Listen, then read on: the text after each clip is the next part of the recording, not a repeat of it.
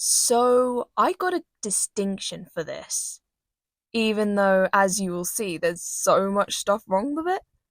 Turns out you don't need to be perfect to get a good score, you just need confidence, techniques, and passion for your topic. So, yeah, enjoy me being a weirdo. Right. Britain, known for our black caps, red bosses, the Beatles, the Queen, and meme-worthy prime ministers.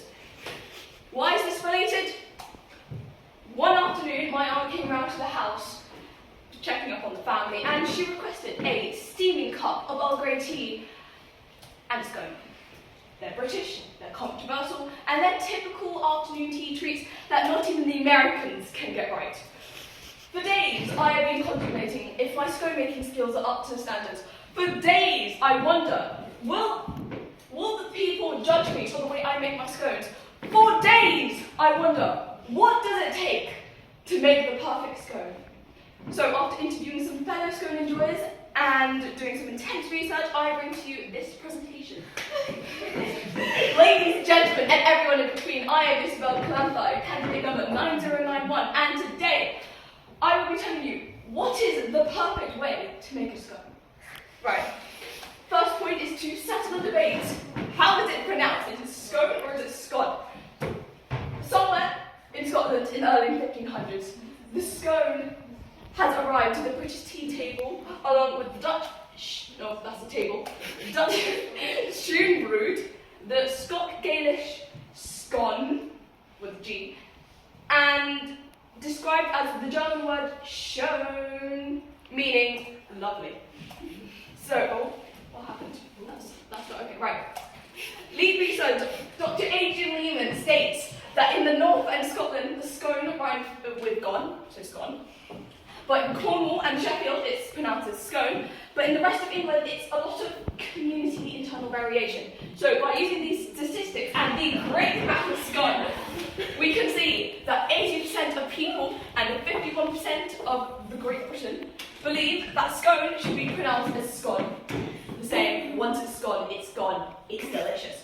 For the sake of this presentation, I'm going to keep going scone because I'm a scone person. Right, the butter itself.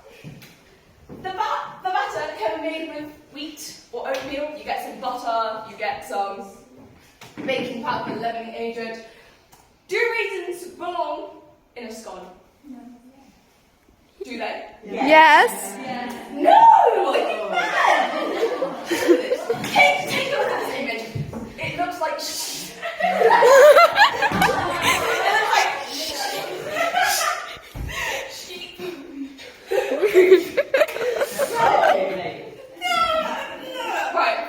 and it tastes like squishy balls. With lots of artificial sweetener. It's not nice. It's not nice. So, you put that in the oven. You bake it at 220 degrees Celsius for 10 minutes or until it turns golden brown. Congratulations, you have a freshly baked scone. So now you want toppings. They can come in sweet, savoury, hot or cold, but for the sake of this presentation, we're going to keep it jam and cream. It's the basic, it's Britain. But what comes first? Is it the jam or is it the cream? Again, this comes from more geographical point of view and where you are located on the map. If you were to ask a Devonian how they make a scone, they would smother on that cream first without hesitation. And like, oh my gosh, okay. But that's alright, because cream first was the first cream cheese framework. That's a ton of stuff. Right, take a look at this image here. Notice how the popping bread sits on top of that creamy white sandwiching with those golden brown scones. It's bright, it's bold, it's brilliant. When you want to eat that, please don't. There is a better option out there. So now, what's the other option? It's jam first. The only great way to make a scone. So Cornish are smart, because by putting the jam first, it protects the cream from melting and getting that liquidy texture on your scone. It's not nice. But not only that, by looking at these statistics, we can see that 61% of the GB population believe that the Cornish method is the way to go, but one of those votes belong to the Queen. That's right. In the Buckingham Garden Palace, in the parties, the Queen made it a rule that jam must come first because it's tasty, it's glorious, the way it sits in your mouth and those flavours pop. My God. Right, I'm gonna put it there because I'm really curious on time. So, how should you have a scone? You ask for a scone. Manners. You get your ingredients, you mix it up, you put it in the oven, you get a scone. And then after that, when it's freshly piping hot, you put the jams, you put the cream, and you have this beloved treat over here. Now, although this presentation is made to create the perfect scone, you can have your own opinions. I'm not telling you. Right, this slide shows how my friends and the people I interviewed make their scones. So as you can see, there is a variety to what you can do with scones. Thank you.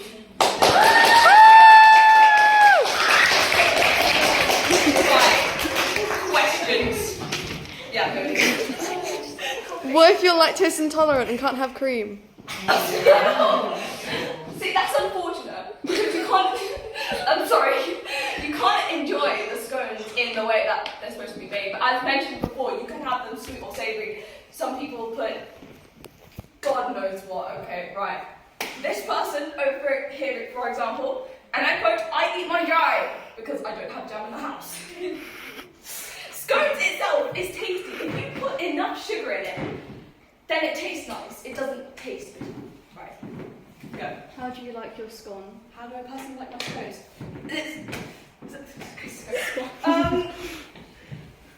I know I said that I don't like raisins. That raisins aren't really a good option. But I personally like raisins because I have a sweet tooth, and I just love eating them. But honestly, if you make me scone, I will eat it. It's really tasty, and I don't want to miss on the grill.